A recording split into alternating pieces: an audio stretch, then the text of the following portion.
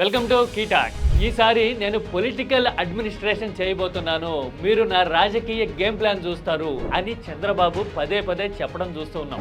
ఏడాది పూర్తవుతున్న సమయంలో పథకాలు సూపర్ 6 అమలు సంగతేమో కానీ ఈ పొలిటికల్ గేమ్ ప్లాన్ మాత్రం పక్కాగా ఇంప్లిమెంటేషన్ దశకి వచ్చినట్టు కనబడుతోంది. రీసెంట్ గా 2 బలమైన ఎగ్జాంపుల్ హింట్స్ చంద్రబాబు ఇచ్చున్నారు. ఇవి కేవలం రాజకీయానికి సంబంధించినవి మాత్రమే కాదు, పరిపాలనకి, పథకాలకి, ప్రజలకి సంబంధించిన విషయాలు కూడా. అసలు చంద్రబాబు పథకాలని, విధానాలని, రాజకీయాల్ని ఎలా కలిపి మెలిపెడుతున్నారు అనేది డీటెయిల్గా చూద్దాం.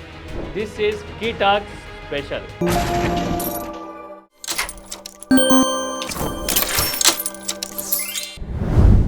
చంద్రబాబు రీసెంట్గా పెన్షన్ల విషయంలో ఒక ప్రకటన చేశారు. పెన్షన్లు ఎక్కడా లేని విధంగా 4,000 ఇస్తున్నానని, దేవుడు దయతలిస్తే పెన్షన్లు మరింత పెంచుతాను అని చంద్రబాబు అనడం చూసాం. దీని వెనక ఉద్దేశం ఏంటి? నిజానికి ఒక పక్కన సస్టైనబిలిటీ, ఎకనామిక్ గ్రోత్ గురించి మాట్లాడుతూ మరో పక్కన డిపెండెన్సీకి సింబల్ అయిన పెన్షన్లు పెంచుతా అని చెప్పడం అనేది కాంట్రాడిక్టరీ అని మేధావులకు అనిపిస్తుంది. కానీ రాజకీయ కోణంలో చూస్తే అసలు వాస్తవాలు తెలుస్తాయి. దేశంలో మరి ఏ రాష్ట్రంలోనూ లేనంత స్థాయిలో భారీ సంఖ్యలో ఏపీలో పెన్షన్లు ఇస్తూ ఉన్నారు. జగన్ ప్రభుత్వ హయాం నుంచి కూడా ఇది జరుగుతోంది.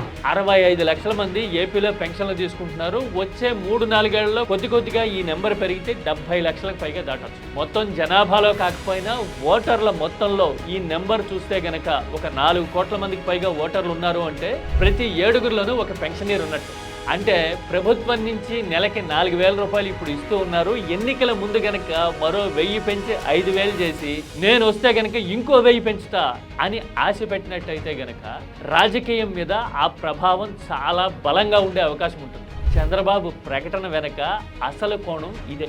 మరి ఆర్థికంగా భారం పడుతుంది, ఇప్పటికే 33,000 కోట్లు అవుతోంది సంవత్సరానికి అని లెక్కలు చెప్తున్నారు కదా. అంటే భారం పడ్డం వేరు, రాజకీయ ప్రయోజనాన్ని లివరేజ్ తీసుకోవడం వేరు. చంద్రబాబు ఇప్పుడు ఈ పొలిటికల్ అడ్వాంటేజ్ తీసుకునే ప్రయత్నాల్లో ఉన్నారు. అందుకోసమే పెన్షన్లు నేను ఇస్తున్నాను, నా సొమ్ముతో ఇస్తున్నాను అన్నట్టుగా మాట్లాడడమే కాదు, అవి పెంచుతాను అని కూడా చెప్తూ ఉన్నారు. నిజానికి ఇది చంద్రబాబు వల్లించే సస్టైనబిలిటీ మోడల్కి పూర్తి కాంట్రాడిక్ట్. అయినా సరే చెప్తున్నారంటే దట్ ఈస్ కాల్డ్ పాలిటిక్స్. పెన్షన్ల తర్వాత రేషన్ విషయంలో చంద్రబాబు ఎత్తుగడ ఎలా ఉందనేది కూడా చాలా ఇంపార్టెంట్. రేషన్ బదులు డబ్బులు ఇస్తాము అని చెప్పడం అనేది నిజంగా క్రిటికల్లీ పొలిటికల్ ఇష్యూ. ఎలాగో అంటే రేషన్లో బియ్యం తీసుకున్న వాళ్ళు దాదాపు 80-90% ఆ బియ్యం వండుకొని తినడం కన్నా వాటిని వేరే చోట అమ్మడం అనేది ఓపెన్ సీక్రెట్. ఇదే పాయింట్ మీద బేస్ అయ్యి చంద్రబాబు ఒక పొలిటికల్ గేమ్ ప్లాన్ సిద్ధం చేస్తూ ఉన్నారు. నువ్వు తీసుకెళ్లి రేషన్ బియ్యాన్ని 10 రూపాయలకో 12 రూపాయలకో అమ్ముతావు,